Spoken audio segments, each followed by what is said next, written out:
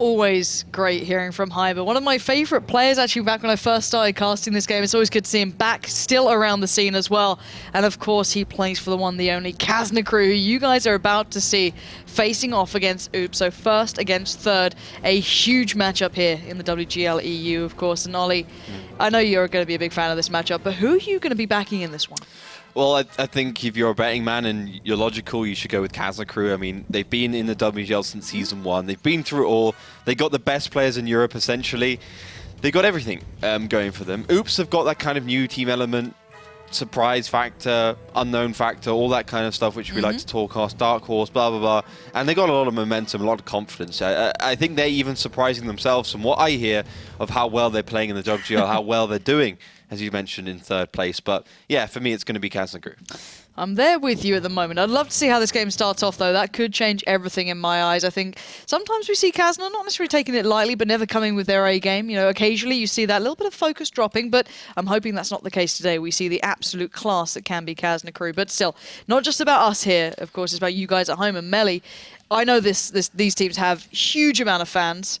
And because of the waffle tiger we had in the last game, you can see the waffles. We broke out the waffles to share. Waffles here, by the way. Yeah, we've got some waffles. I don't know why we have waffles. Because they're delicious. Perfectly, yes, so they're people not can see that. perfectly hidden. Some blueberry jam on that. Oh, come on, don't put your hands on every single one of them. I'll probably shape a tank out of it. If you do that, I'd be so thrilled, and we can make Ollie eat it at the end. So okay, no live tweets for next match because I have to make a waffle tiger. Put the waffle down. How about no? I still don't know what I wanted to say, by the way. But it doesn't matter. Delicious. They are really nice, to be fair. But yes, the vote. Facebook.com/WGLEU. And hand in your predictions if you haven't done it already. Currently, it's 81% for Kazna crew. And if we look close on the predictions, it's... well, mainly 5-3s. Yeah. So they're expecting a bit of fire from Oops then. They're not saying it's going to be a one-sided matchup.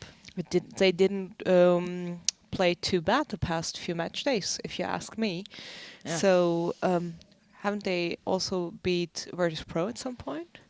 Wombats on Tanks? No, they didn't. They haven't beat. The only team that's beaten Wombats is Synergy so far.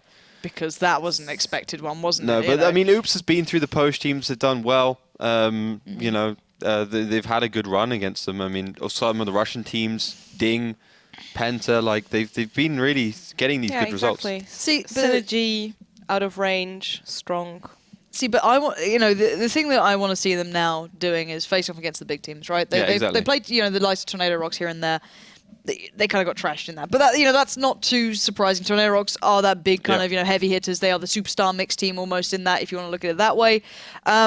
But this is a big challenge. And it was the first match of the season. Correct. Like their first match of the season. Exactly that. So maybe they weren't quite there yet. Maybe they were still just getting to their feet. But this is a big test. Do they deserve that third place at the moment? That's the big question in my eyes. Is this where they can stay? Can they retain a top 5 position? Or will they start to slip? Because we're going to be seeing games now coming in from the likes of Wombat and on Tanks as well. They're going to start playing their matches. You can see the Kazna crew matchup. That's 2 very big games still waiting here for Oops that could really change things up for them, especially within that top 6. Yep. So that's what I'm looking at here. How well do they fare against the big dogs? Sure, they pushed aside people like Penta in a 5-4. It wasn't even a big defined game. It was still relatively close. So it's not going to be an easy matchup here. But do we know the maps coming up for this one? Yeah, we got Ghost Town coming up first, which is, pretty 50-50 for these both teams. I think Kaza's had about 40% win ratio in this one. Oops, about 50%, so not much separating them. I've seen some really standout rounds, though, from both teams. They've shown some real class on Ghost Town. A lot of aggressive rounds. But I think, we can summarize it like this. Oops, if they get the defensive round, they've got a good chance of winning. They have 54% overall defensive wins. It's a lot more than the average, where we have about 51%, 50% even, just bang down the middle. Whereas Kazna crew, more successful on the attacking side. So Oops have to make these defensive rounds count. So already a couple of win conditions coming in as to how these teams are going to play. But you guys at home, the thing I want you to be thinking about is how they perform here. What are you looking at for your specifics? Use that hashtag WGLEU, of course. Or just get involved in Twitch chat. We love hearing from you. But looking at this lineup, Ollie, anything standing out to you we need to keep our eyes on here? It's a pretty normal Kazna crew lineup, 50Bs. We actually just saw Hyber, the team captain of Kazna crew, just explaining the 50B a little bit. The reason why he likes it and his team likes it. And as he said in the video, 24, 25 seconds reload, super damage, good mobility, good at gun handling, a lot of those kind of things. And it's mirrored by Oops as well, so you can see its consistency throughout the pickups here, which I quite like seeing. And here is the map itself. The one we're going to be throwing down on to start with, it is going to be Ghost Town, a real tough beast to find consistency on for some of these teams. Earlier you saw Utopia, one of the best there is going head-to-head, and even struggling a little bit on that one. But we are into this matchup, guys and girls. This is the game you were waiting on. This was the matchup of the day. And it's going to be Oops on attack, Kazna crew on defense. And let's see who draws that first bit of fire coming in and who defines this matchup. And a very polarizing start between these two. Yeah, looks like Oops going up north with a majority of their tanks. They've gone for a pretty similar to Utopia kind of lineup we saw in the previous match. FE215Bs and Conquerors. They haven't got an IS-7 there, so I don't think they're going to go into the cap. They got a 50B at the back, so I think they're expecting Kazna to try and push up north, and maybe they can get some good exchanges for them. Kazna down the south, the 54 of 54 of Schnitzel doesn't look like. It's always interesting to see Schnitzel play. He's a substitute, so it doesn't look like Nexus is in the lineup today, so he's obviously subbing in for him. And it looks like Kazna crew are starting to rotate down south because Schnitzel spotted so many tanks up north. They know that they can fairly confidently push their way towards the spawn zone of Oops. Yeah, and I think I'm going to hit you up with some questions about your feeling of a stand-in and towards a game like this. Later on, of course, as we are going to see the action already kicking off in this, as the first blows are traded out. We are going to be seeing the capture start as well towards that northern side. That's with the IS-7, and you already highlighted in comparison to what we saw Papa Pavian playing earlier on. This is a little bit more robust as a tank, and it can certainly weather the storm far greater and still deal a little more damage.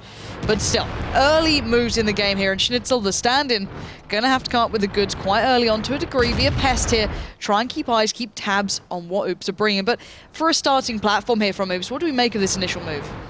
Well, it's interesting. I mean, they seem to have got themselves kind of cornered in by Kazna crew. I mean, Kazna has the angles every single position, but it's a good position to be cornered in. They've got plenty of tanks, good positioning, and you know, they're holding the corner as well. They're holding the kind of death valleys. Now, it looks like Kazna crew are starting to mobilize their forces, but of course, they're being spotted the whole time. So if they push into one direction, Oops knows exactly where they're coming from. T54 also up north, but Eurofish called down here against Grosser, and you know, this typical position we see a lot of teams exchange does look like the focus will be here.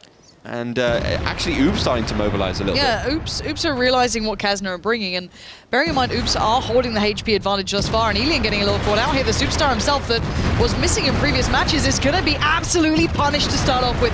Down to 39 HP, one shot is going to remove from the battlefield. Dampness will happily place that right to the face of Elian, and already Oops kicking this one off with a bang. They're not winning out on the capture, but they're winning out on every single aspect. And Vetso, another player known for his ability, known for that individual skill, is going to be swept away. Duck of Death claims that, and this is a huge beginning for Oops. Kazna are going to have to dig deep to turn the tide here. I think they might even have to you know, dig themselves a grave, because this match looks like it's over. 5 versus 7. A lot of the tanks have been taken down low by Kazna crew, but that's a good thing for Oops. The damage has been spread well. Looks like Sheffen's trying to come in from behind for a last attempt at flanking. They're going to try and pull something off, but Fussy Eater's having none of it. Hyber, the man you saw on the break, gets absolutely destroyed. And Kazna off to an awful beginning here, just being hammered across this map. Bear in mind, Oops have not lost a singular player thus far. Insane's found Schnitzel, and Stefan is done and dusted. Oops picking up round 1 here. And you said one of those win conditions would be starting off well on this side, not allowing Kazna the chance to get into the groove of things and picking up where their stats lend them towards. And this is exactly what we're seeing. Yeah, perfect start. And, you know, you could see the method behind Oops' strategy there. They had Fussy Eater on the side with the AMX-50B, which is an unusual position. Like, okay, you usually have a T-54 there, which, of course, Oops didn't have. And then they sprung Fussy Eater at the perfect time. Caught Elian, who was being too aggressive along that wall. He couldn't get out of that position. Fussy Eater took him down. The FE215 took him down. And then Oops has charged straight forwards, taking down the rest of Kazna crew. And, you know, the game was basically over when Elian fell. And I think Kazna crew, they were also starting to lose some of those exchanges.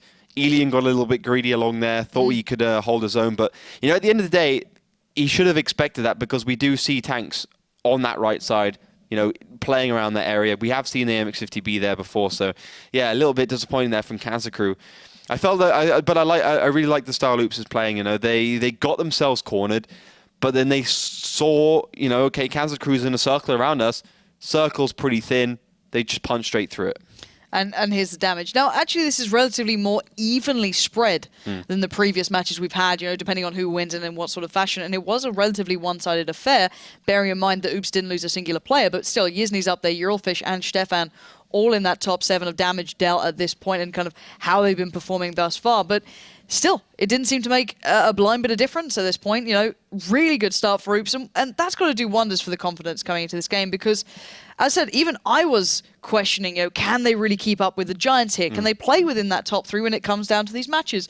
We saw them failing before against the second, but a good start against the first. Now, being able to transition that into another couple of rounds is the next big thing, of course, and we will come back to the point of how much impact can a stand-in have towards a team, as Schnitzel will be playing into this lineup at the moment. But for now, going into the second half of Ghost Town, what is going to be their focus in this? Well, I think Kazna crew are going to kind of cool themselves down a little bit and just try and compose themselves. And it is a big blow. Let's not get anything wrong. FKK Schnitzel was a star player for Wusa when he was playing there. Yep. Very good player indeed.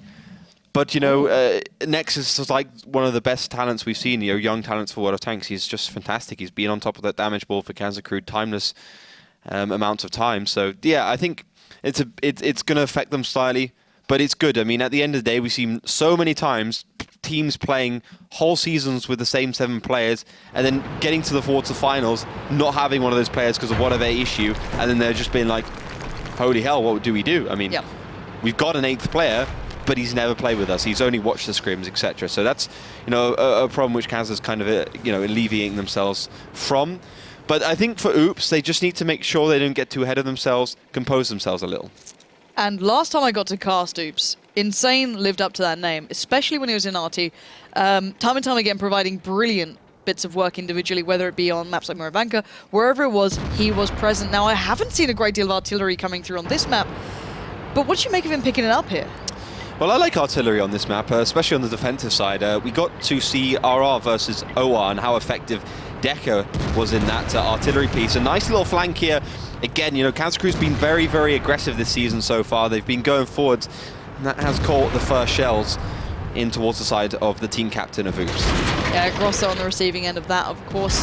1,316 HP left, but Elian being caught out, and he's being punished. Look at Oops wanting to make the most of this mistake. Elian's cost them, and now he will fall. No one to be able to cover a frag back from that, and that is another big pickup here. Elian being caught out twice now. Yeah, it's super surprising. I never expected Elian to be picked up like that.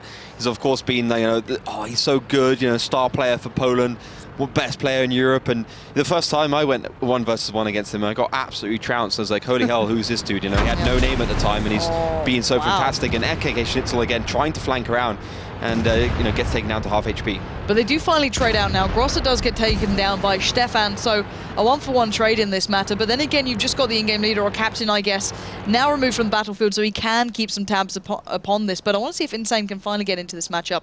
He is being pressured by the likes of Schnitzel to some degree, as they have flanked around that kind of east to west side, utilizing the north rotate coming out from Kazna. But still, this is a very unique start here, and I'm amazed that Oops is keeping the pace up at this point. They saw the weakness in Elian. They saw there was a issue at that conjuncture, and they made the most of it. But now, whether they take this, Schnitzel gets spotted. Does Insane take the shot? Yes! And a great little closer too.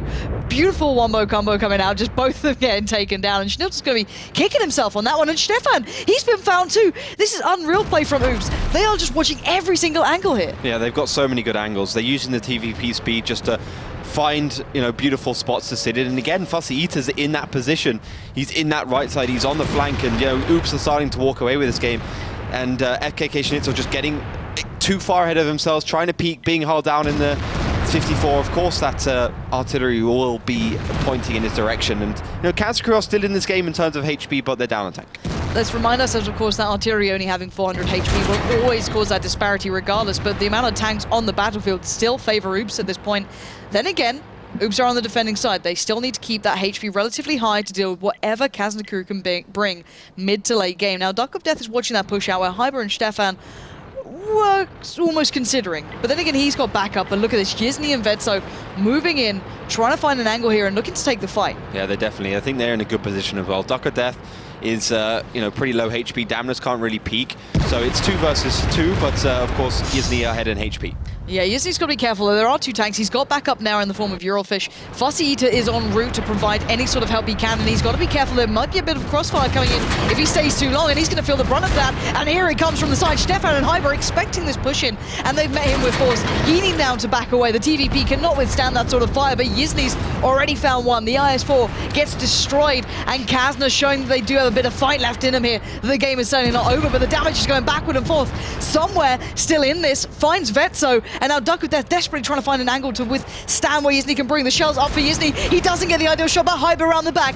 Gonna surely no! Hyber, he bounces. Duck of Death stays alive a little bit longer, and these 3 tanks are spotted. Duck of Death finds Yizny. That is huge, and now Hyber is taking a pounding. Sure, he picks up Duck of Death, but that did not go as to plan. And now the 3 make it 4 remaining tanks of Hoops are holding this one together. Stefan and Hyber with an impossible task to hand. Yeah, too hard. I mean, both a tier 9 and tier 10 tank together against a lot more. And again, that low roll from Hyber, 353, now 347. And Fussy Eater just comes around with a full loaded TVP. And the impact of him staying alive here, backing away earlier on, once he got caught in that crossfire, is going to pay off. He finally is able to deal the damage he wanted to do earlier on. And Stefan, last man alive. It's time for Kazna to talk things through, because this was not the game they wanted to return to this one from. And I've got to say, time and time again, it's insane who stands out to me, but this entire lineup is providing brilliant matches here. And the 2-0 beginning is outstanding. Oops, get the 2-0 start they would have dreamed of against Kazna here. And of course, match week 7 of the WGLEU. But what just happened? Talk me through that, because there were so many different battles, so many small engagements that decided the outcome of that matchup. Yeah. What really defined the win then? Well, at the beginning, again, Elian getting permatracked and dying around the corners. You don't poke an FE215B around the corner because the turret's at the back, so you have to expose the whole tank, and that section of the tank allows you to be double tracked. And of course, if you only have 1 repair kit, you can only repair once. So that went really bad for them. They lost to tier 10. And then they lost FKK Schnitzel to some peeking when the rest of the tanks were pushing forwards. But then they started to recover. Yep. They went against Duck of Death. They knew he was on his own. Damnus really couldn't peek around. The TVP got shut down by Hyber and the 50B, I think, on the side.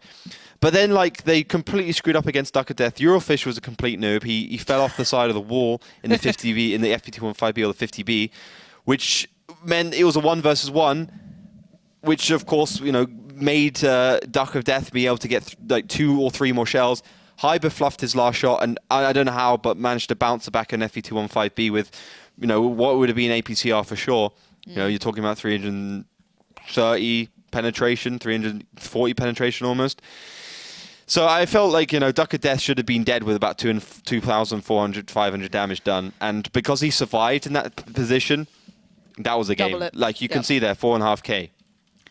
So that's World of Tanks, so sometimes you just have those rounds. Yeah, there's no disputing it, of course. It can happen. It does happen when you get left a little bit of room. You can sometimes thrive in that. But you don't expect it against the likes of Kazna, and it's the start that worries me. Their mid to late game from Kazna isn't bad at all. They're still getting these games very, very close. They're still closing in the situations. They're working out the crossfire well. But it's the start. They seem almost not careless, but they're making peaks that they wouldn't normally do against a team in the top 3. Let's say they're facing your Tornado Rocks, or they're facing Wombats on tanks. You don't see them making those mistakes. Is this them maybe coming in with, not overconfidence, but maybe not the respect they need to give in some of these 1-to-1 instances? Yeah, they have to concentrate 100%. Oops is good team on Ghost Town. They've proven that. And they're a good team in general, and I think they have to get themselves sorted here, because I felt like they've given the game away very early on, and Oops has just had, they have really good players. They played really well individually. They've been able to make decisions very quickly, and Kazakrew's just pure blitz and speed. It doesn't always work out well for them, and I think they proved that on Ghost Town. So yeah, a perfect first round. We usually see tit for tat on a map like Ghost Town, but it's going to be 2-0 for Oops. Moving on to Mines, our next map, which is typically the stomping ground of Kazakrew. They've done very well, although they didn't qualify for the season finals because they chose Kazakrew, because they chose Mines, but typically it's been one of their better maps. Yeah, I think this could be a very telling point if that was just Oops superseding maybe what we expect, if they just overperformed almost, kind of. You know, I say overperformed. They made the best of the situations they were given. I think that could be a telling sign. We'll have to wait and see onto this map. We are going to be seeing actually artillery coming out for Kazna as well. So its place on this map has been proven time and time again to some degree. But again, big matchup. You guys at home, this is your ample opportunity to get involved. Do make sure you let us know your thoughts. Twitter, Facebook, whatever it is, get involved. We love hearing from you. We know how much you love these two teams as well. Oops is starting to win, you know, hearts and minds. So, and speaking of minds, we will be getting this one started up very, very soon. These two teams with so much to prove. The top three clashing here. And starting out in the north in blue, it's Kazna crew on the attack. Oops on the defense in red. And Ollie, what do we see so far? Well, the thing is, I would be wondering if Kazna crew can actually recover from that last round, because it was such a, you know, a round they could win, and a round where everything seemed to conspire against them to make them lose it. So, yeah, okay, Kazna crew has double the win ratio on this map compared to Oops. Oops basically doesn't won anything, like 33% of the time, and even on the attack, they haven't won anything. So, like, typically this should be Kazna crew's map, and it looks like Kazna are pushing very fast down south, and they are being absolutely destroyed. You can see about 1.5k, maybe even more damage going towards at the beginning, but Grosser gets caught. That is a big start for Kazna now. I thought that was almost going a little bit too far beyond belief. Alien's going to back away, so now you can see that Oops have committed towards the center of the map, which means they are relatively vulnerable. You've got to be cautious at this degree, and look at Oops, so desperate to get involved. Stunning little shot comes out from Eurofish, catching Insane, kind of giving him a little bit of his own medicine at this point. But still, Kazna crew holding massive amounts of map control here. And again, shots just coming out time and time again, working down that HP. Damnus is going to crossfire, and it's a complete schooling from Kazna towards Oops at the moment, who are falling like flies. It looked good at the start for Oops, but Kazna just putting their foot down on this, and the superior positions are just paying off. Yeah, definitely. I mean, that M40 is not even dead yet. It's fantastic work from Kazna crew right now. Oops are trying to use the aggression, and to be honest, they have more HP. And Super Lies just take down Vetzo, and Stefan is going to come off reload, but he won't be able to one-shot somewhere. Only 1,300 damage that TVP can do in one clip. But the HP's starting to swing back again. Oops are not out of this. Bearing in mind, Alien again has fallen, but somewhere. Look at the consistency these shots coming through. There goes Eurofish. Okay, so now we're down to a 4v4. Now look at the HP. Oh, Stefan, no! Backs off the hill, gives it away. And my God, we're down to 3. Kazna, if you throw this, I will be left scratching my head, because you had the upper hand. You've let them back into this matchup. Don't get me wrong, Oops are a great side, but they were down and out in this one. And now Yizny left on absolutely nothing, 98 HP. That's almost too little to work with, but he's going to try and dig deep enough here. Ollie, what the hell just happened? I mean, Kazna crew are just gifting Oops this match right now. I mean, it's almost 3-0. It is 3-0, basically. I mean, you got Duck of Death with that 113. Pretty tough little tank. Fast to eat as well, almost full HP. And the only one who's really healthy is Hyber in the Object 140. So, I mean, yeah. First of all, that M40 couldn't manage to get the kill onto the AMX-30B. And then, you know, it's lost when you jump off a hill and kill yourself from 900 hit points. That position would have been fantastic. But the game's not over yet, necessarily. I would say Oops have all the advantages you can possibly have. HP, numbers, positioning, everything they could possibly want. And, you know, this is what I said at the beginning of the round. Is Kazna crew really mentally in the right position to be able to beat Oops, who are very motivated to beat Kazna crew? I don't think so. I think after that last one, where they just threw the whole round, it's had a big effect on them. And, you know, we've seen Kazna crew buckle under that kind of pressure before. Imagine Hyber is having a good little chat with the team at the moment, if I'm completely honest. I know that Alien does occasionally do some in-game leading to a degree, but normally it's Hyber at the helm. And times like this, you are wanting to have a chat through what just went wrong, because it's one thing to, you know, get caught out every now and then, Alien being that player in the first couple of rounds, but in this one, they had the upper hand, and they've let this slip. I'm not saying it's over yet, but my God, does it look like it. It's a tough one for a team captain to look at and go, okay, how do I address these issues? Because it's seemingly player issues coming through. It's not tactical problems. You know, it rarely came down to tactical problems. But let's keep our eyes on Hyber here. He's the man who's got the most HP for Kazna, who can do probably the most out of them, but doesn't hit it on towards Duck of Death. And at the moment, it's just Oops just hitting the brakes, saying, well, we don't really need to push much more because, well, we're in a great spot here. We have the upper hand in every single aspect. Yeah, and Duck of Death playing that 113 so well. Good little shot there. And you can see that buff to the 113 does make it a lot easier to play with the DPM. You can keep up with a 140. So yeah, I mean, that's Kazakru's most healthy tank, now down to about 30% HP. Like, Nexus, Yizny obviously one-shots. It's game over. Like, there's no way Kazakru can actually get an objective here. They can't kill the tanks from Moops. They can't cap because of the Duck of Death's position towards that second cap over there. So yeah, another massive throw here for Kazakru. I feel like Oops could push in and just finish, you know, take that back chat, chuck it onto Hyber, finish him off in 3 shots, and then Yizny and Nexus would get taken down very quickly as well. Who, by the way, is playing instead of Schnitzel. So the roller coaster is going to be receiving a couple more members today. But as you said, you know, the point is that I look at Oops right now, and they're a team that maybe doesn't have that closing capability or confidence to go for the close, to know, okay, we have such a severe upper hand, let's get it done. You know, if you saw maybe 2 or 3 other teams in this predicament, they'd have pretty close by now, but maybe it is that little bit of, I guess, humility to a degree, knowing, okay, well, yeah, you know, we are surprised we're in the top 3, we are surprised we're playing this well. I don't want to throw it away. Simple as that. You know, we want to make sure if we have the win, we have the win 100%. And if it means running down that clock, do it. We're on defense. Who cares? Just don't let them back in. And look how patiently they're playing. Just sitting in, not allowing opportunities. Hyber's going walkabouts, looking for maybe a couple of shots here and there to try and turn anything back in their favor. But Fussy Eater gets a shot from Nexus. Nice little blind shot. And let's remind ourselves, every shot that does hit does bring this a little bit closer. But then there's still so much to be done here. But anyway, Fussy Eater going to adjust, look for another option, and maybe start going walkabouts himself, or just look for possible ways to find these couple of, you know, remaining tanks. I'm so glad Oops actually managed to qualify for this season, because they really do provide some fantastic matches, and well, it's going to be interesting. Nexus finds Super Lyso getting back on 3 versus 3. HP still about 2.5 times more for Oops, and Fussy Eater now on the side of Hyber. Yeah, Fussy should be able to hit this shot, and he does. There we go. That's the delivery we're waiting for now. Yizny and Nexus were the 2 tanks who are relatively low at the start as well. It was pretty much down to Hyber to be able to do anything and maybe create some opportunities, which he did, bearing in mind. But now, unless Oops, I don't know, have an aneurysm, I doubt they're going to be able to lose this one at this point. As Nexus just kind of walking his way, and maybe the team chat has been had with Kazna, and they're like, well, guys, I think we've covered our topics here. We might as well get ready for that next round, because thus far, it's not gone well for us. Nexus is going to be just piling up here. Fussy knows it, and he's going to get it. And now last man standing is Yizny. Yeah, I mean, this is just a slow train wreck right now for Kazakru. I mean, I feel like, you know, it's like a river creating meander. It's going to happen at some point, and you just got to wait for it. Just finding the path of least resistance for Oops, making sure they don't give this one away. They are definitely very respectful of Kazakru, and Yizny's position has been found.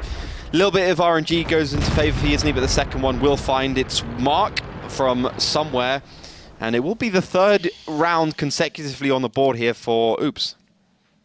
Insane stuff. Oops. I think Kazakru will be saying oops. I mean, 3 rounds. I just did that joke. Why did you say it again? That's how quickly it's going badly for them. I just like the way the viewers are like rising in Twitch chat as Kazna is throwing further. Yeah, It's like everyone it's like not everyone loves a car crash. That's Kazakru not should quite do what like I the shot wanted. put championship at the Olympics or something, because they're throwing real fast, real hard, real fast, real long. To be honest, Nailed it. But no, it is like a car crash. You just can't turn away, sadly. And really, that was a bit of a poor round, really mid to late game, which is normally where you saw Kazna in the first map, bringing it back close. And this seems like a fall apart on all levels, which is quite worrying, to be fair. Yeah, the beginning of the round went very well there for Kazakru. I mean, okay, they received a lot of damage on the cross, which hurt them in the later part of the game, but that should have been okay. They took down Grosser very quickly in the TFT4. Great pickup. They had the TVP in the background being able to charge, do damage. They took down Damas very quickly. They had, you know, Oops pushing around a corner, going into a funnel. But then you had this 1 versus 1 against AMX30B and the TVP, and they got killed. And, you know, you can even have a look back. They, you know, somewhere managed to do a great job against Stefan, and Stefan just gave that game away. If he had gotten away, he had gone into that lower part, he could have just peeked around that corner. He could be shooting all sorts of people right now. And look at the HP at this point. It wasn't that far apart. Just, I think somewhere is even like, well, I guess if you're gonna just allow that to happen, cool. I'll roll with the punches. Twitch chat is absolutely loving that moment right now. I mean, yeah, you can't. You had like 400 HP left. You can't jump off a cliff and win games. Like that's not how it works. To be honest, I don't know what to say. It's lemming train. It really is lemming train. Like those kind of mistakes, they don't just cost you the round. They cost you the match. Yeah. And he still did the most damage. To be fair, he did his job. That's almost depressing that he still did that much damage and yet kind of ended up doing that. But yeah, guys at home, don't get me wrong. I'm a huge fan of the Kazna guys, but watching them play like this is just not your Kazna team. This is a very different lineup coming out, I guess, and the way they're playing is so subpar to what I'm used to. I'm a little shocked as to how this goes. Now, Elian's had such a poor match. He's been awful. He's died. He's 2 of the rounds he's been just killed, and Yep. now he's done 590 damage. Like this is his first game really back from WCA. He hasn't been playing. Okay, he's been playing tier 8s, but there's no excuse for this. I feel like he's had too much Pagolgi or whatever, and not being able to hit his keys or something because it's just not.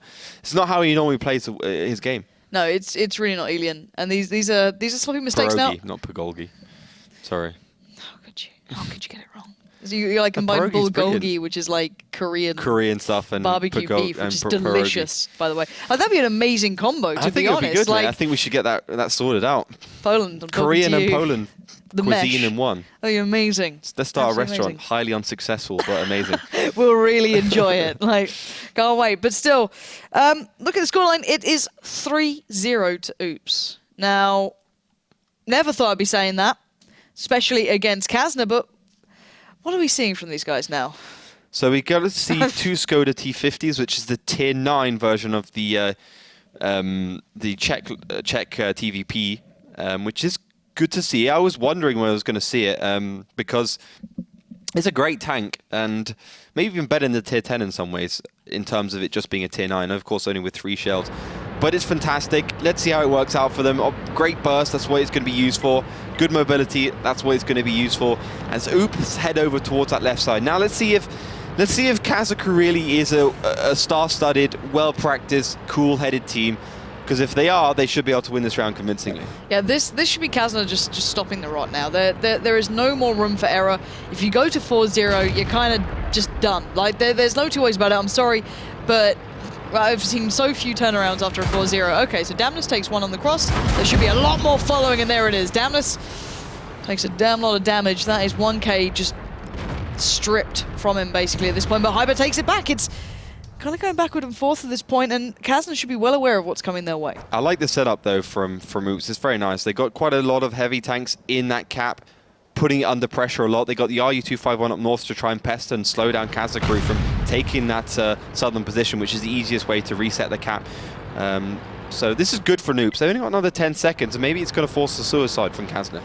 Well, we know a couple of tanks or players that have to do it. Stefan might be the one just to roll into this, and we are going to see the decap coming in, but not for long. It is still on 10 seconds. Eurofish now going to be noted. He can't make the free peaks. It's down to 8 seconds. Keep your eyes on that cap.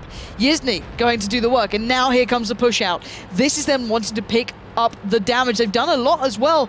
Reminding ourselves, Damnus was the one who got caught out at the start, as was Hyber, but excluding that, Kazna has taken a lot of damage. Yizny is expecting this push up though. It was spotted out a long time before this, but not much crossfire coming in. And look how Pinsard he is. Insane in a good little position to support and supplement what they're doing, and as a clean pick up here. Now if they get away scot-free, that is perfect, but Elian trying to deal with Honey. Now Honey should go down in that battle, but still, this is 1-for-1 trading so far. This is going good for Kazakh crew right now, I would say. I mean, the big problem is there, Schnitzel in the background. Insane has to try and commit.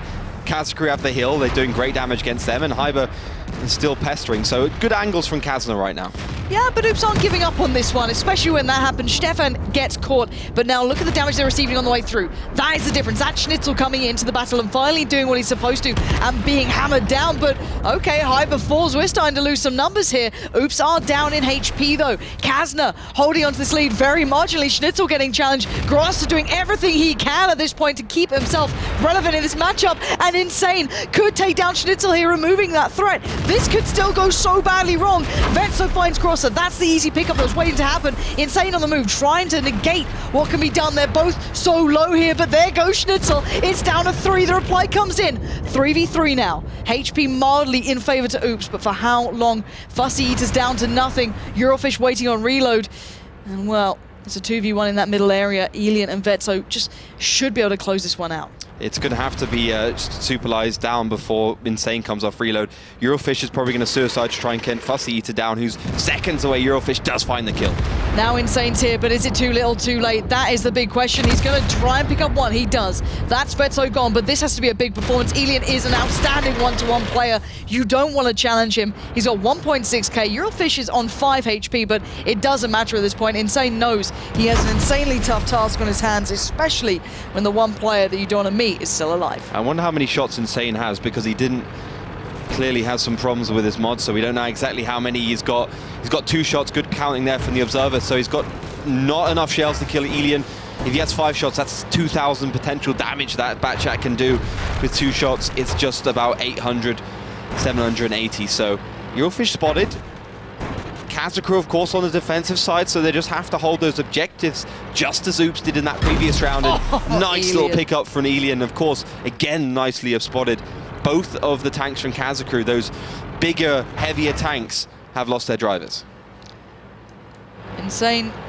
I think we know this one is a little bit beyond what you can do here, but I have to say again, a very close matchup. Small differences equating to what really is an intensely close game in the end. Even though the HP is quite a bit of a disparity in this, I think Insane knows that his days are numbered here, and Eurofish could be the one to find the shot in the end. Insane could pick it up himself. Not gonna happen. Eurofish closes, and Kazna finally remind themselves they can win these rounds, even if they are close. However, a 3-1 scoreline, Ollie, is still not a good place to be sat at for Kazna. Not at all, but I mean, that round was such a good round. So many things happening back and forwards. I mean, that's what's really great to see from these two teams. They are fantastically well versed against each other. I mean, I guess what it really came down to is when Schnitzel was in that background position, Oops knew he was there, but I mean, Oops was just very single-mindedly, we're going to sit into the cap until there's no chance that we're going to be able to successfully complete it. And then we're going to use the speed of the 113s, the good train possibility, which was increased by about 25% in patch 9.13, to push out of that boggier ground around the corner, take down what was there, the IS-3, and not really worry about that Skoda. But the damage started to pick up. It did quite a lot. Insane failed miserably against it to take it down. It's got 1,650 HP, 2,000 damage from the Batchat, so you can miss one shell and not kill it, which he did. And that allowed that Skoda to reload again and continue doing damage. And you'll see Schnitzel in that Skoda did indeed do 3.6k damage. And we've seen that, like in that first time in Ghost Town, first 2 rounds, we had individual mistakes and unlucky situations, and that cost the round for that team. And finally, it does go in the favor of Kazna crew. And then you had that kind of 1-versus-1 situation in the middle. Insane didn't have enough shells left. And yeah, that's the first time I've seen Insane really being tested, pressured, and not living up to expectations. Yeah, I think that's the first time. I'm going to agree with you on that one. Because normally he delivers and then some. But then again, we saw in this matchup as well, Elian remembering that he is arguably one of the better players in the WGLEU on paper. Finally, in theory, it was 3 rounds where he was literally not present. Yeah. Finally, gets back into it and delivers. That's a big thing with Elian. He can get extraordinarily good in these games if you give him the room to breathe. However, of course, you guys have been voting at home, and we saw that it was actually quite a close vote at the start. You know, it wasn't the Kazna complete, let's say, washout. You guys knew what was up. So, Melly, I see you've been at work here. Yes, I done it. She made a waffle tiger. Did you put it on Twitter and Facebook? Of course I did. And Good. on Instagram. We have an Instagram? Of course I do. You have one, I don't. It's Melly's Instagram. It's yours. No, it's fine. You have to eat it now, You've had your grubby fingers all over it. That adds to it. No, that's fine. It adds to the flavour. Yeah, eat it. Oh, come on, no. No, I'm not going to eat a work of art. Why would I eat Picasso's? Okay. If Kazna lose, you have to eat it. If Kazna loses, what do you have to eat if Kazna wins? Nothing. That's not how betting works. You can't just say that. You have to eat some sort of object in this room. I'd say eat that Coca-Cola Zero in front of you. Not sponsored by Coca-Cola Zero, though, guys. If you would like to, hit me up. Hit me up, yeah. Let us know. Okay. It's orange peel there, you have to eat that. Oh, no. Oh, come on. No, I was going to say I'll terrible. eat I'm some of my gonna- notepad. That's but Mitch's kind of thing, though, eating Yeah. fruits, you know. Yeah, none of us Fruit eat with fruit here. peel. But yeah, Melly, how are the votes looking? 80% for Kazna crew currently. Dropped down on 74% as we talked. And yes, I told you guys earlier that something around a 5-4 scoreline is predicted, and if it goes Kazna crew's way, we're right on point. But I don't know if they can continue actually what they did in the last round, because the former 3 rounds didn't look like it. Yeah. It's how hard can they reset here? You know, the thing is that an experienced team, though, in my eyes, can always reset. Like, they may not be able to reset, let's say, in between rounds, you know, attack and defense, but in between maps, you should be like, guys, screw it. Yeah. Just clear your head. So it's a timeout situation, basically, for the team. It really should be. I'm hoping that they have the experience so they can do that, and they should do. There's no reason they shouldn't. They are one of the most experienced teams here. But for Oops, their confidence must be sky high. Yes. They could be riding on that moral wave, to be honest. And we saw already really good teams getting taken down by rookies through this moral advantage. But as you said, well, Kazna crew is a very routine team, if not the most routine amongst Women's on Tanks, for example, in this season, in this league overall. But yes, we will see. I think the vote has closed. People for Kazna crew, you sadly can't vote anymore, but the next vote will be up in a few minutes, so stay tuned on facebook.com/WGLEU. And of course, if you want to see what fellow tankies are chatting in the Twitterverse, just use the hashtag WGLEU and search for it. And also, if you want to contribute to that discussion, use it as well to make sure that other people can see your tweet as well, us included. And there you will also find our little Waffle Tiger, which is a Waffenträger, actually, but I couldn't build that one. Sorry. I think you did a very good job considering. It looks like a Leichttraktor, to be honest, more. It looks like a boat, to be honest, Melly. Yeah. But Oh, come on. a boat with a turret. That's a turret, and that's the... Oh, it's getting sad. Please don't gift that, guys. Please. Oh, damn. All right, Melly, put the Waffle Tiger down, and we'll get back to business. But we need to start talking about that next matchup as well. But votes, I believe, are closed now, if I'm not mistaken. But the next one is almost open, so Brilliant. check it out. Exactly that. And if you still want to get your thoughts through, they can use that hashtag WGLEU, of course. But let's focus in on the next couple of rounds, because what is our next map coming up now? Murovanka. Okay. Stat-wise, percentage-wise, is there a favourable side in this? I can imagine Kazna overall, or is... Yeah, I mean, Kazna crew have the experience on this map. They're very good, like 87% win ratio, and they've played it 7 times. That's, you know, significant, but 66.7% was obviously 60.6% for, you know, gross teams Oops is very good as well. Like, they're equally matched, I would say, on this one. Kazna with a slight lead, slight advantage, but not much, and I think that this is theoretically the closest map between these two teams, so it should be an interesting one. Yeah, it's going to be Oops on the defending side here. Kazna on the attack, and lineup-wise, artillery being picked up by Kazna. Eurofish can be at the helm of that, no real surprise there, but what are we seeing from the initial start from Oops? Well, Kazna crew being very aggressive in towards the right side, but Oops, yeah, I mean, MX-3090 down towards a bush trying to get some spots out, and you know, Kazna crew has done this Magic Forest push before, so Oops obviously predicting that. They got a pretty light lineup, got pretty heavy lineup, actually, double T110E5, so I expect a pretty static round, and also, you know, keeping those T110s back, sending the MX-3090 forwards, and using that to their advantage. Schnitzel is not in the lineup at the moment. Did they switch him out again? Yeah, no, I already said in the last round, the Nexus is back in. Came back in, okay. After that T54 mistake. I do wonder if he was like, we'll give him a try. Just form him up again. It's like, no, you go away for a bit. We've lost 3 rounds. No more. They just finally call it in. But as you said, Magic Forest being taken over in the northeast. But the thing is, Kazna crew got spotted there. So Kazna's already aware that there must be a tank somewhere in the bushes spotting out. I like the setup for Oops though. I mean, the TVP down towards the south, obviously just waiting to spring any sort of damage onto a tank that strays too far over there. But, you know, it's like kind of thing where Oops is setting a tank far out, good support, and they've also got two T110E5s, which makes it very hard for Kazakh to get that western side. So they've got a good mix of everything here, and it really just depends if Kazakh lose too much in this position. If they take down Honey, they can take this position and win this game. But if they lose too much, then they won't be able to actually contest for that northern cap with the HP. Quite a lot on the line here as well, of course. As soon as you get to match point, sometimes map favor. Oh, Yizny, 2 shots back to back, and a third comes in. Yizny gets sent packing.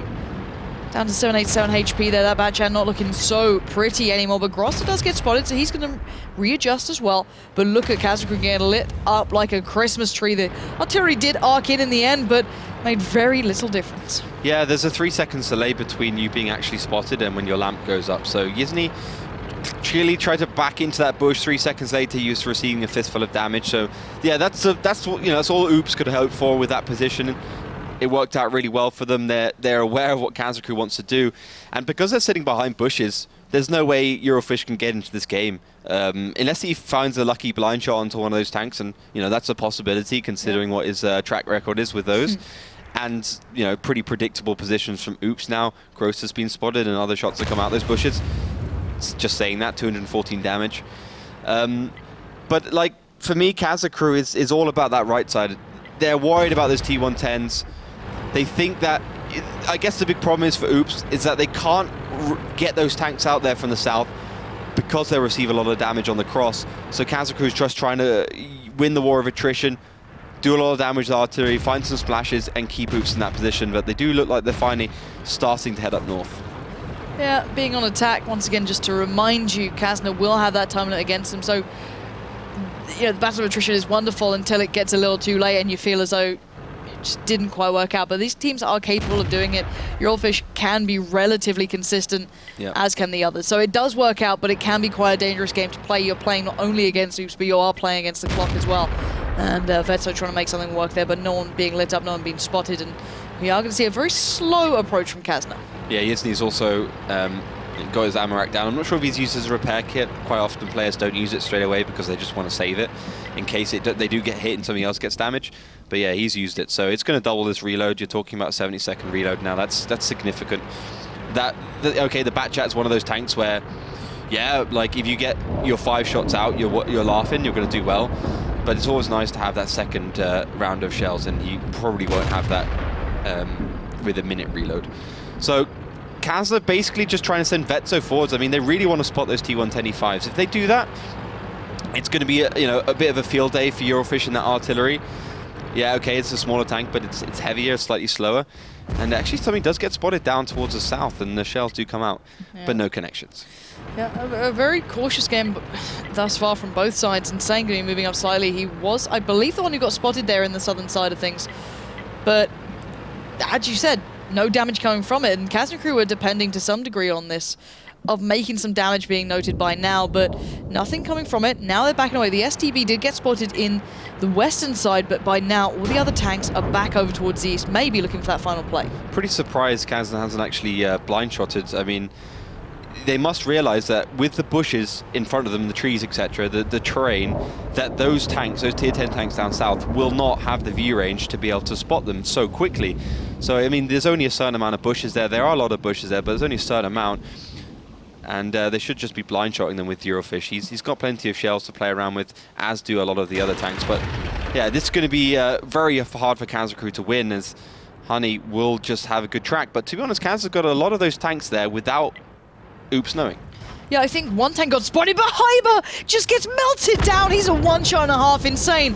Deals with him swiftly, and let's remind ourselves, Oops have barely been spotted at this point. They're holding wonderful positions, supplemented by Honey being able to spot them out. And again, a couple spots here and there, Nexus being lit up, and they even caught a few on the other way through, but not too many. Now, just the information of Nexus backing away is going to mean that, okay, we've weathered this storm, but piece by piece, this is falling into the hands of Oops. Yeah, definitely. I mean, they're playing straight into the hands of Oops right now, 100%. They got spotted, they received a lot of damage. They didn't realize it was actually from Honey and not the other tanks. So they thought they could creep around, use the lower ground and the bushes to get through, which of course they couldn't because of Honey and that MX-3090. And Kazna still trying to make this one work for them. and they're completely unaware. And you can see Vetso getting spotted. He must realize now. Yeah, he realizes now there's a tank there, just proxy spotting him. Not proxy spotting, just spotting him full. Yeah. Straight out. Still not being able to do much about it, but they're down to 3 minutes and 20 seconds. It's not going too well. Vetso, he's not hitting where he needs to now. He will maybe eventually get it there, but Honey's done perfectly in that 1390. Nexus being spotted out. They're still spending so much time here looking for Honey that they're going to miss absolutely everything out, and you can see a shot might just come flooding through soon enough. That's Nexus for Yizny. There we go. Shot's going to come in. Will Vetso be able to follow this up, though? Yeah, I mean, the shot disappears, so you know that you've hit the shell. So Vetso will be able to find Honey in the next couple of next shell, but he is spotted. He's going to receive some damage. Honey finally realized he has to spring the trap here. Nexus will find it, but as you said, 8 minutes almost spent just trying to kill an AMX 1390. 1 tier 10 also expended. 2 tier 10s very low. 3 tier 10s very low. You know, it's going to be super hard for Kazakru to do anything here right now. And then have like an AMX 1390 to sit in the cap and spot. Yeah, their options are really quite dwindling, and I think Oops is going to be playing to this time absolutely perfectly now. What can they achieve with the rest of it? They have a lot of talent here with Kazna. What would need to happen for them to win this? Well, I think the best option would just be to like super surprise Oops with a cap. Put 2 or 3 tanks in the cap, get it as fast as possible. Cross their fingers, touch wood that actually Eurofish hits anything with that artillery, maybe even one shot to tier 10. And then have some good crossfire situation. But ultimately, I mean, Oops can just get those T110 E5s, push straight through the middle, and you know, they're significantly ahead, 4K, basically 2 tier 10 tanks, that it would still be a pretty easy game. Insane having none of what Stefan's trying to sell up in the north as well, just applying pressure throughout this map. That TVP is not going to be sitting comfortably as the rest of the Oops side do try and close in towards that southern point.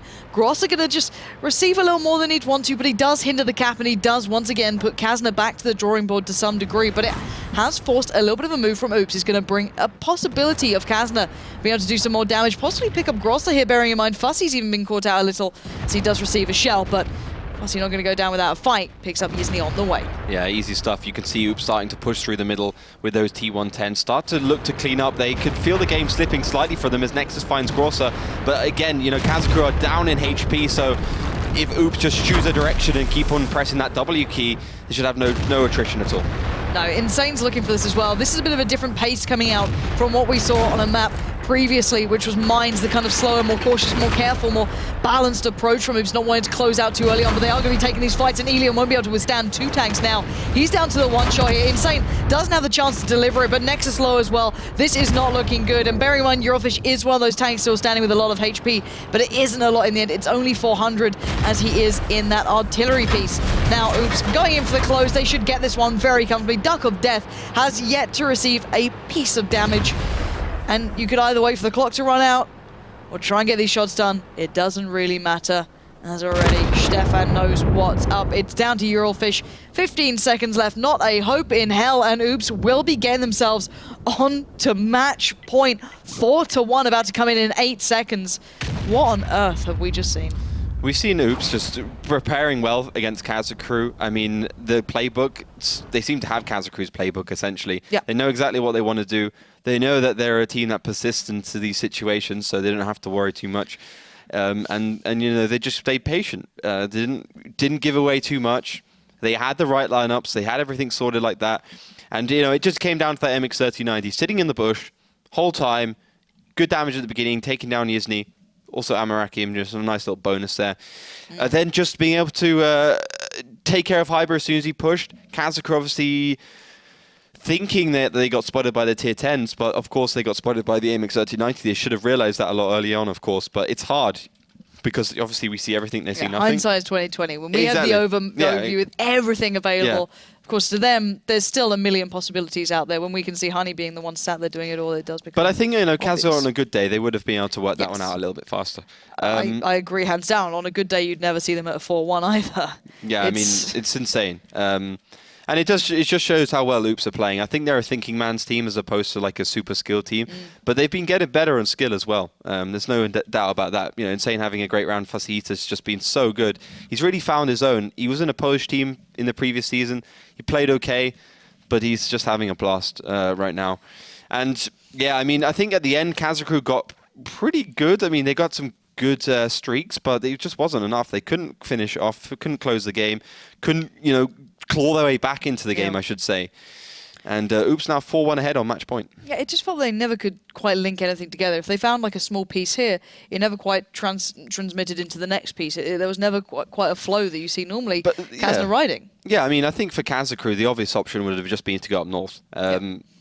For instance, we saw last week, you just put a bat chat in the cap. You've already got Yisni on low HP, you might as well do that. The other team doesn't have artillery. You've got artillery, you set up into A1, A2. Easy, nice, short, straight line shots. You can track and do a lot of damage to the T110E5s. You have the rest of the tanks hull down, and you just win that way. But of course, that wasn't an option once Hyber went down, and that was the biggest problem. Kazna were very, very 2020 tunnel vision down and towards that eastern cap. Oops knew that they would do it, considering what their previous rounds have been, considering they've done that kind of tactic before. Yeah, it's nothing super uncommon from Oops, which is the best part in my eyes, but they are reading the Kazna Crew playbook, and it looks like Kazna have completely not underestimated Oops, but they didn't expect to be read to this degree. Now, anything outstanding about this? Of course, the artillery is no longer featured in this one. Maybe Oops just not feeling that it suits their playstyle on this map, but then again, we have seen Insane dabbling in towards that quite often, but not this time. Yeah, I mean, artillery is always a bit of a gamble, and of course, on match point now, Kazna Crew don't want to have that gamble. They don't want to throw away 3 points. They want to get at least 1 point. I think winning is pretty unrealistic. I mean, Oops just has to get lucky once. Kazna Crew has to get lucky 3 times, and then a 4th time if they want to win. Yeah, and luck isn't something you want to be depending on. So, 4-1 is the scoreline. If you missed it, we haven't messed up the names at the top. It is Oops leading with the 4 rounds. Now on the attack inside of Murovanka, they did pick up the defending side, but Kazna Crew looking like they want to take matters into their own hands here with a bit of a stack heading over towards the east. Set up a bit of a hold here, but on the polar side of things, Oops heading over towards the west. Kazna Crew, I think their best bet is to do this. I mean, they need to speed it up a little bit. Oops is a great team, but just in the pure coordination and firepower and just, working well together, linking well together, Kazna Crew is definitely a step ahead. Even when they are 4-1 down and everything's conspiring against them, they're playing badly. Oops is playing really well. I think they have the advantage still. Cap on the way, though. Of course, with Kazna Crew going all the way to the right side, the cap is a logical option. And Damnus and Fussy Eater in defense on that eastern cap with the STB hull down, Superlies in the background to provide support. It's going to be a bit of a battle, though, because Kazna Crew is going hell for leather here. I guess they have nothing to lose at this point in their eyes. They want to get this one done and dusted, sweep Oops out of the way, remind them why Kazna are first in the WGLEU thus far. And Grosser is on the receiving end, sent away and blown to pieces. Eurelfish going to close that one down. And now we're going to see Oops a little bit under pressure, to say the very least, trying to backtrack here as fast as possible. The cap is definitely where Oops has to win this. They managed to cap it the last time they played this map when they were on the attack, but they got the T110E5 there to try and stop it, Kazna Crew. Yeah, is that Nexus who's in there? I'm not too sure at the moment. It is one of them trying to do the damage, but 10 seconds on the cap here. Vetso moving in, and Nexus is the one trying to hinder this, to hamper any attempts. 5 seconds left, though. This is going to come down to the wire. Nexus, you better hit that shot. You better hit it right. He does finally reset, but now Vetso on the horizon coming through. They're going to be trying to pincer down Nexus as best they can. They've slowed down Kazna, but has it been enough? 4 seconds. Vetso, you better hit it again and again. These guys need to deliver at the hardest conjuncture possible, and Vetso having to commit himself thoroughly to this one. He will not be able to escape. Duck of Death does the damage. Now Oops and Kazna Crew relatively equal on HP, and look at Yisni, so low as well, caught out here. Insane might have a shot soon, or it might be Duck of Death to deliver. No, it's the FV coming into account, and Oops are not going down without a fight, but the HP is looking better and better for Kazna. 3 seconds left into the cap is done. Someone has to reset. But where's that shot going to come from? It misses, and Oops! Surely they almost had that one. They almost had that one. That was absolutely milliseconds away, but Kazna Crew get the last 0.1 second to get the decap. And I think Oops were depending on that, as now they are surrounded. Now that HP is looking a little bit too drastic to turn around.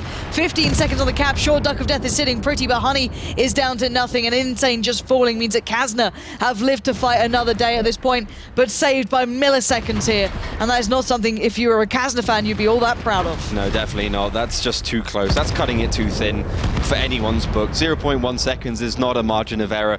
That's just poor coordination and just sacrificing so much to try and get that cap down. Kazna crew put a tier 110 and T110E5 in there to get the cap reset. They put a SDV1 in there. They lost both of those, and they still managed to win thanks to a bat chat shot, which is definitely not something you want to rely on.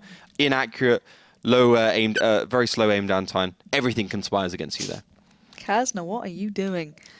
Giving us a heart attack. Yeah, basically. That was literally down to... I'd love to see the actual stat of how low that clock was for it to I mean, be it was reset. on it was on 0. I reckon it was it was the closest it's ever been to being capped as we've ever seen it in the WGL. Like Yep, 0.01 seconds. Like, it was done, pretty much.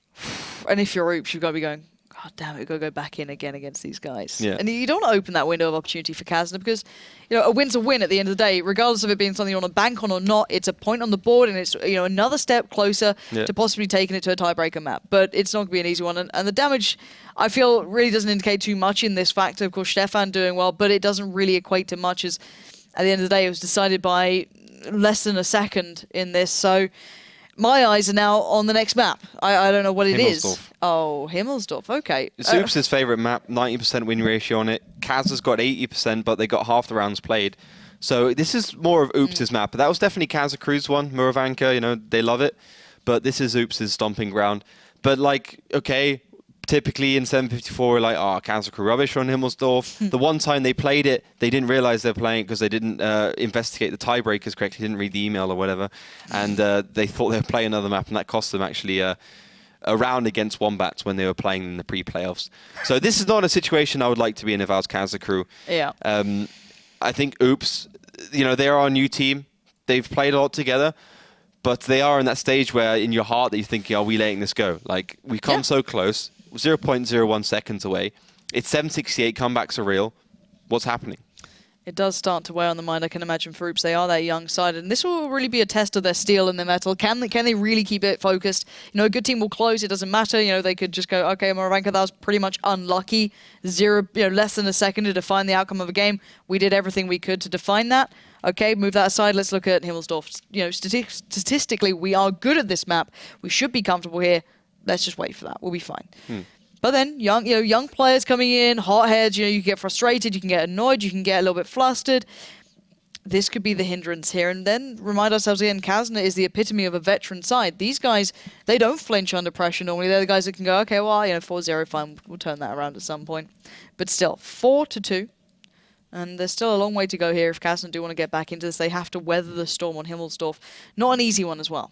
No, I mean, Himmelsdorf is hard to play. It's not be about the bush. It's very linear, logical in your head. Everyone loves it, but it's a hard map. You can get punished really quickly for it. And, you know, on city maps, if you make one mistake, it's game over. Like, you can't get out of those situations. We already saw how badly, you know, Ghost Town was played by Kaz's Crew. And, you know, we can draw comparisons between those two, where most of the engagements happen in the city area, the kind of street area.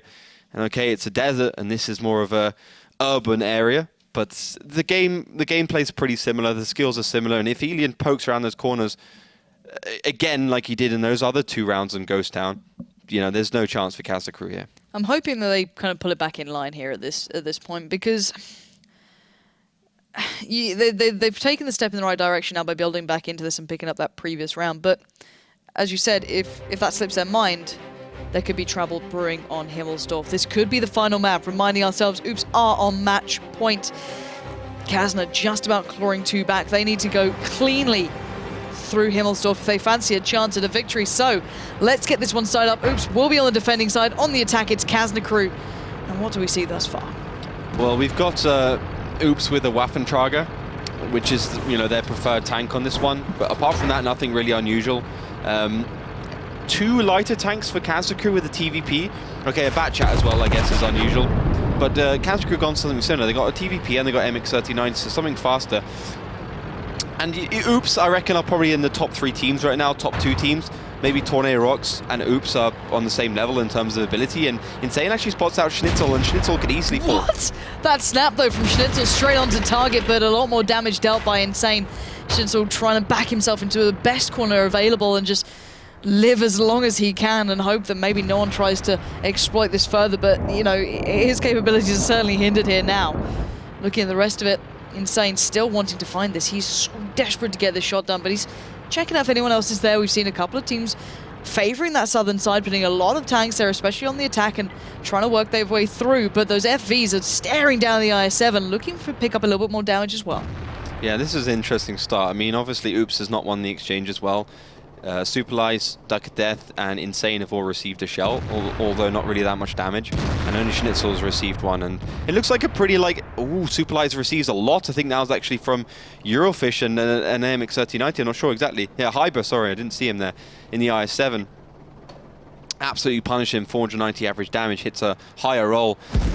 And this FV is 215p is high enough to shoot through there, but at the same time you can get punished through the top of that turret, and IS-7 doesn't have the greatest penetration at 303 I believe with APCR, but it's enough.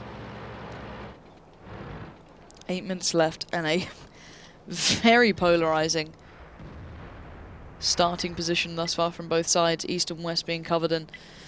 And Chiefs not giving up that much ground as well, with the IS-7 and the FV pushed relatively close up towards the 4 line, but as you said, these shots are coming through relatively consistently, which we saw actually lacking in the previous matches, is how powerful this position, if my words can work, how powerful this position can be if played in the correct manner. But then again, if you have some very talented people against you, and you've got the likes of Eli and Stefan both kind of watching this spot, you're going to be suffering at their hands pretty much, and Duck of Death feeling the same sort of pressure. Now, Kazna have really not made much of a move so far, but they haven't had to. I mean, this is a good start, though, for Kazna crew, because when you're on the attack, one of the main strategies and one of the most common strategies is you just win the trades. You win the trades, you get significantly ahead, you know, like a tier 10 tank in terms of HP ahead, and then you can actually pick a point, a weak point to push, and just go for it. So, I mean, a typical thing here would be to send tanks down south, because you've already done a lot of damage to the tanks down south. You would have to worry about Waffentrager, of course, but it's not a massive advantage. Ooh, Stefan gets taken out a little bit. And you can see there's an FE215B heading towards there, but at the end of the day, I mean, there's 4 minutes in. Kazna have to start looking at that clock a little bit. Again, Duck of Death receives a lot of damage, and yeah, I mean, the peak's definitely not going well. Duck of Death receives another. It's getting a little bit worrying here, but Vetso as well. Look at this. Blow for blow. Oops aren't going down without a fight here. Vetso going to be reminded he can't make free peaks like this and hope to get away with it. And at what cost will he be sent packing? That hill is not looking so dominant anymore, but the damage has been dealt. Oops are dealing with a lot of slightly wounded tanks by this point. The FV's a little worse for wear. No one under 1k yet, you know, from those two, but Honey suffering a little as well. But then again, Kazna are the ones who have to make the move here. They're the ones on the attacking side that will eventually have to close down the play either towards the north, which seems a lot more likely thus far, or head down towards the south possibly, or work their way around towards the western side. But fire comes through, and Duck of Death being reminded, maybe I don't want to peek there. No, and Vets will only have 24 seconds. You know, I think with that Waffentrager, it's a saving grace for Oops right now. If they can get some good damage on the Kazna crew, it'll be their game. But if Kazna crew just pushes the south side, it'll be their game. I mean, that's what I think, at least. I mean, the interesting thing is, the north is also an option, because that Waffentrager is very weak. You can load HE. There's not really that much which you can use to defend that northern side. So you load HE and you can just shoot the Waffentrager down very quickly. Side scrape is not an option with that tank. So maybe the northern side is actually the smarter side here for Kazna, but they know that they've done significant damage to the south side, and they're not going to fanny about anymore with Oops. They just want to go in, be aggressive, and actually win the game just head on exchange. And I think the best thing Oops can do is just wait and see if they can thwart the attack. Yeah, and again, not many teams will go for this sort of approach, and they are keeping a lot of attention drawn towards the northern side. They've even started off the cap, but look at the vast majority of the forces from Kazna. They're all towards the south, so they will be able to get that overmatch going on very, very soon, and the cap is certainly not the focus here. Yeah, I mean, definitely. It's going to be 1 versus 1, and it's a double attack to Feke. Schnitzel obviously not going to have too much trouble taking down Honey, as he did have the more HP, and it will be him. That's going to cause Oops to fracture a little bit, because they have to take care of that AMX 3090. The spots are coming out. Hyber has been spotted here. The cap is going in the north, but Gross is going to take down Schnitzel super easy. That's no problem. The only issue could come from anyone on that 0 line, where we're going to see a reposition coming in.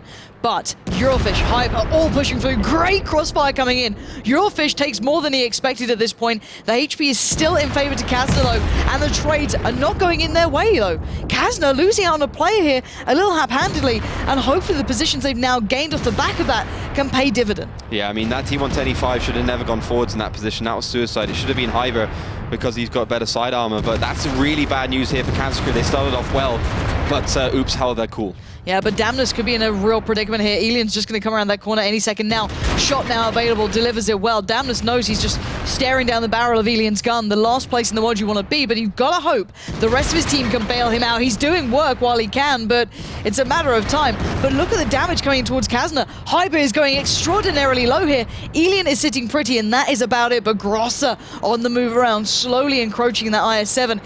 He's got a nice little lineup here. Finally gets spotted. Elian gets one, but delivers back. It's a back and forth situation here, but 6.7k with Oops and merely 4.8 for Kazna. Yeah, Kazakuru has to take down Grosser as quickly as possible, but the Waffentrag is there in the background. Oh, and you can hear that one coming through. Hyber goes down in a blink of an eye. Elian is still being a threat, though. Duck of Death falls. We're down to 4 tanks for Oops, and the HP is coming closer and closer here. Maybe a little bit overzealous, and Elian again finds another Vetso comes in.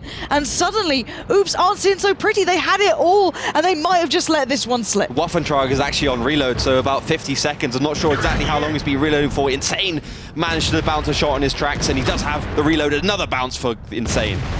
He might just be getting away with this just about for I don't know how long. Vetso is already on the run. He's going to try and find Fussy Eater now.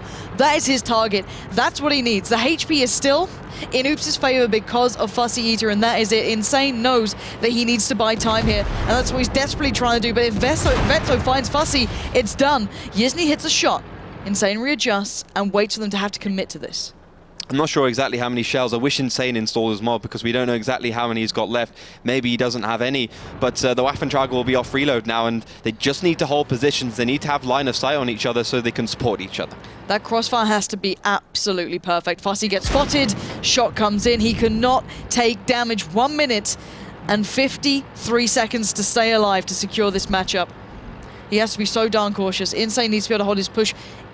Bearing in mind, maybe he can, maybe he can't. I'm not even too sure at this point. It is looking like he wants to be able to take a shot, so the FVs are splitting up towards the north. He does deliver. That's Stefan gone. We're down to 3 now. Fussy needs to be careful, though. 1 minute and 30. Insane takes a shot from the back. A little bit over-positioned there. No shots from Fussy yet to be put to place. Elian cautiously encroaching towards that northern side, though. The spot comes out again.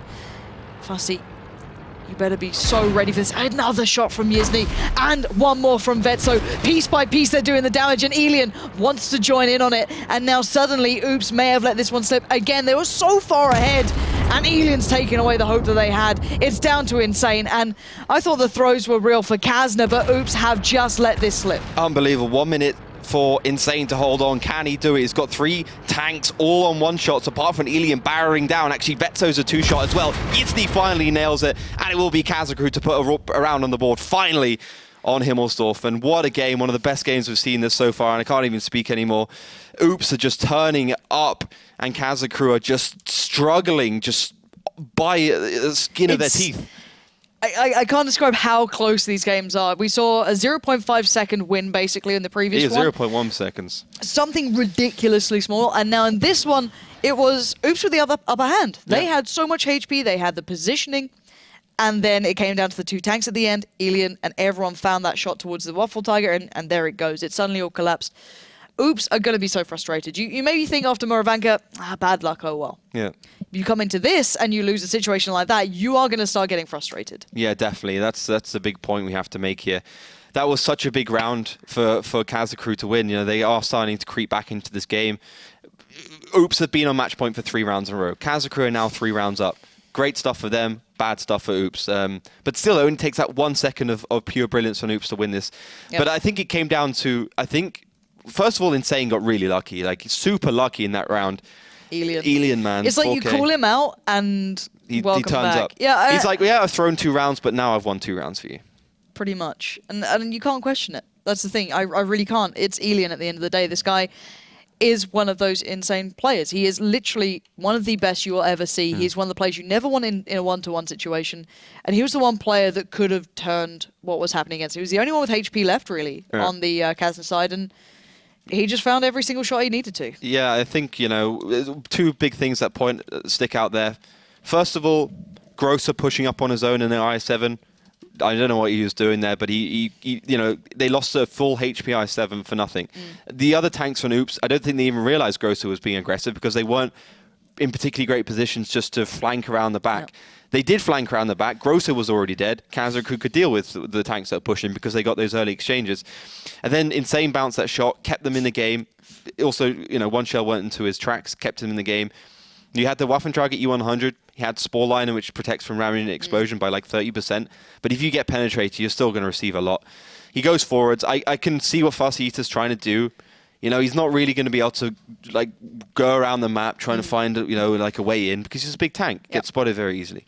So he had to do something. One hell of a round. And Kazna crew just managed to hang on. And I have to say, Oops threw it there. It was definitely a throws from them. Whether it be Grosser, whoever it is you want to put on, there were several moments they had basically the game in hand. They were like, okay, we got it, guys. Great, done, dusted. And then piece by piece, everything that could go wrong did go wrong. They pushed him one by one. Individual errors come out. And then, you don't want to give Kazna that window of opportunity. We keep going back to it. It's as simple as that. If you give them the chance, they will take it. There's no two ways about it. They are talented enough to do so. I think it was actually Elian I think it was one of the offline finals. He did that insane play on Himmelsdorf on his own to turn the game. I don't think it was against Synergy or someone. Who it was against, I'm not too sure. But still, looking forward now, we're either going into the decider map or it's game over. Now, what lineup could change this? Are we seeing any difference here? Well, Kazna crew have gone for something very, very heavy in terms of heavy tanks. They've gone for the two T10s, the Russian Tier 9. Very good tank, good DPM, very easy to play, etc., etc. They haven't got any tank destroyers, which is interesting. I guess they're trying to counteract the fact that they don't have any tank destroyers with those two heavier tanks. Oops have gone for a pretty normal attacking lineup.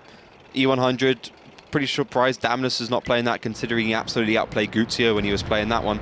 50Bs at 113s and FV215Bs. Pretty standard stuff. And Honey with a great little spot at the beginning. And of course, it's a hard position to play from, as Insane does receive a shell, though. Look at the confidence coming out from Kazna. They're looking for these challenges early on as well. And Hyber going to push himself straight across, trying to tuck himself into towards the corner possibly, or get an angle on towards Insane, which he may be gifted, as Insane is completely out on his own. And pretty sure Hyber's going to know that pretty soon. They can create a nice little crossfire, even though they may take damage for it. But it looks like Oops is just trying a bit of an all-in play here, and Insane is just kind of being fed to the wolves. Yeah, if Oops push down that hill, it's going to be an absolute bloodbath because Kazna crew are stationary. They can just aim around the corner and take them out, but they haven't actually poked around the corner because Insane is just being the bait, the carrot and the stick. And Eurofish is going to get a hell of a surprise soon if he does peek around that corner. Damnus is going to go. Where is Eurofish in this one? He needs to get involved. But oh, the fire! Eurofish gets shredded, as does Stefan. Insane took the damage early on, but it doesn't matter. Look who is taking the fire right now. The focus fire coming out from Oops is good, but can they keep Insane alive any longer? He's hindering anyone coming through to help. He's holding up Hyber, and he's creating time for Oops to do the damage. Vetso is down to nothing. He has fallen. Sure, Hyber returns the fight, but this is insane stuff from Oops. They've just kicked it up a gear.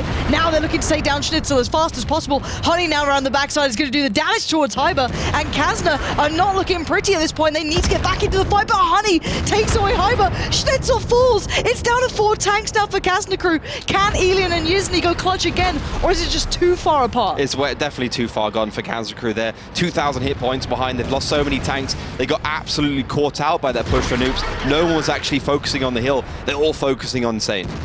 This is a team playing out of their mind right now. Oops wants this victory. They let it slip too many times, and now they have closed the net. Round the back, Yizny is being absolutely hammered. Elian has no time to turn this anymore. He surely cannot do this. There's nothing he can do here. Too many tanks, too many turrets, and too many shells being put to place as Duck of Death secures it.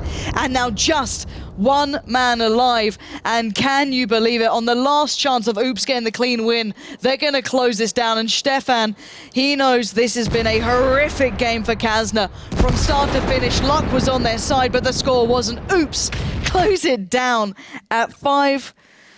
rounds in their pocket in the end. I just don't know what to say. They got all 3 points as well. That's the most important thing. It didn't go 4-4, so they keep the clean win on the board. That's definitely good for Oops. Kazna, if they came back and even took 1 point, that would have been an absolute salt in the wound for them. Yeah, a real travesty. It would have been, you couldn't write about it, as simple as that. I think then, Insane was basically the bait. Carrying a stick, sitting there in the middle. We've seen a lot of these games where a team has put a tank there and then got caught out, got taken down, lost the match. Oops is playing on that whole mentality. Kazna focuses it all on them. No one peeking around the corner, no one having a look at the hill, and that's a game. They just push down, pretty fast lineup around the corner, and catch Kazna in the perfect time when they're pushing off the hill to aim towards Insane, but they're not far enough around the corner for them to actually be in safe positions. And fantastic work for Noops. And I feel Kazna got a little bit overconfident, like we can actually do this mentality in that last round. I don't know what to say. Like, what can you say? We said this was going to be the main course of the entire evening, and my God, has it been. What an insane game. I'm absolutely baffled by that. And I do want to keep our eyes on the rankings, because bearing in mind at the start of today, if I'm not mistaken, Oops were around 14 points. Now, picking up a clean victory there, that's going to take them to the top. Yeah, they beat Penta last week 5-4, and now they've beaten Kazna 5-3. That's bringing them straight to the top, basically. They're looking great. They might be the first new team, brand new to the season, that actually qualifies for the offline finals, or at least their pre-playoffs. Yeah, and they deserve every second of that. It got close at the end, but congratulations, guys. You just took down the first team in the league, and you got yourself up in first place. So massive congratulations to those boys for coming out and showing what they can do. And it wasn't a cheesy game. We've seen games being picked up before against, let's say, underdogs beating their better number by cheesy strategies or kind of these all-in stacks.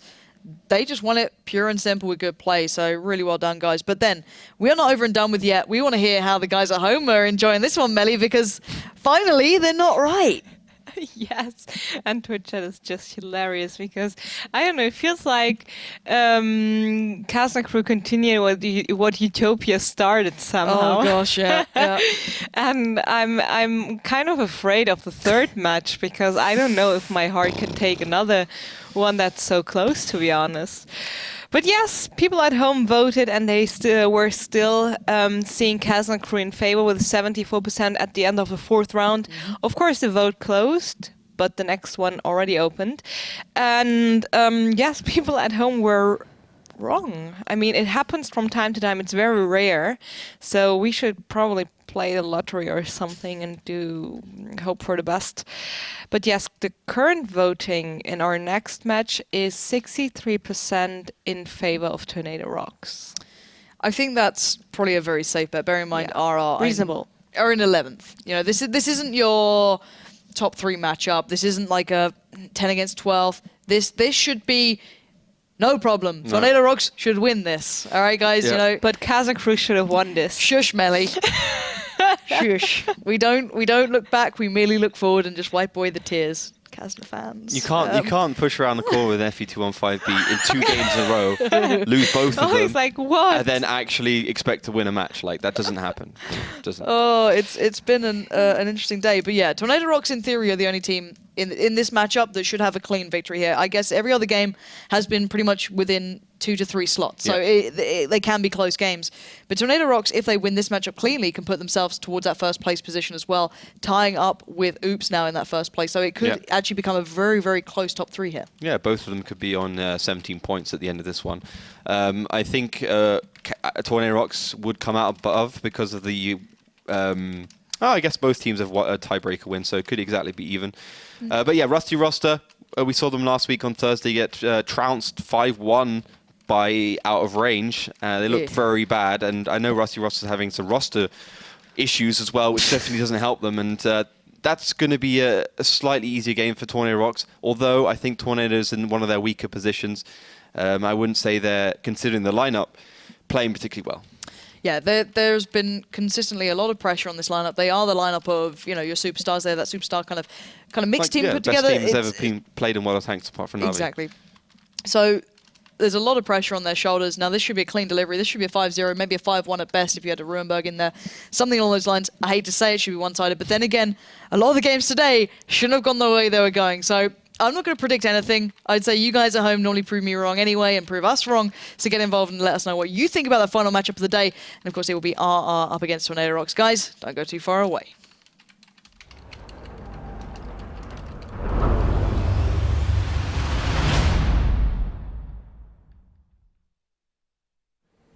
Hello, I'm Hellfish from Team Knäckebröt, and today I want to talk to you about the T110E5, one of the two American Tier 10 heavy tanks. Let's go into the replay. As we can see, the T110E5 has really good frontal armor. We can see a few shots bouncing here, even from a tank destroyer, and some high penetrating Tier 10 guns. Another great feature of the T110E5 is its gun depression of 8 degrees, which allows you to come over hills and still stay protected, showing only your well-armored turret to the enemy. As we can see here, the gun has a pretty nice rate of fire, so we can keep this T62A pinned in place. He can't escape our killing blow. However, the armor also has some weak spots. As you can see here, the Object 268 could penetrate the cupola on top of the turret. Now we see the really good mobility of the T110E5. At least for a heavy tank, it is really mobile. This really nice power-to-weight ratio and traverse, which allows us to circle this tank destroyer and get around him. With a high rate of fire, we can keep the Object 268 pinned in place, and he can't escape us. All in all, the T110E5 is the most versatile of the Tier 10 heavy tanks. It doesn't really excel in any department, but it also lacks major flaws. It has really good mobility, armor protection and firepower, making the T110E5 well suited for any situation and any map. We like to pick the T110E5 in the WGLEU if we want a tank that has really great flexibility and can serve us well in any match and any position.